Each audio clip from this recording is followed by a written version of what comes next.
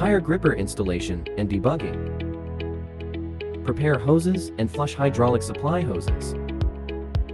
Remove the lower hook. Center truck behind attachment, then tilt forward and raise carriage into position. Engage top mounting hooks with carriage. Lift attachment 5 cm off pallet. Install and engage lower hooks.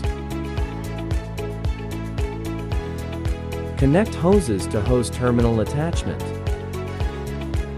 Connect the electronic equipment circuit of attachment. Basic parameters and features. Capacity at LoadCenter, 1,000 kilograms at 1370 millimeters. Arm opening range, 1300 millimeters, 2160 millimeters standard. Precise rotation, plus/minus 25 degrees.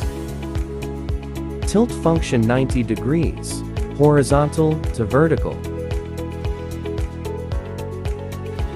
According to different needs, other models can be customized.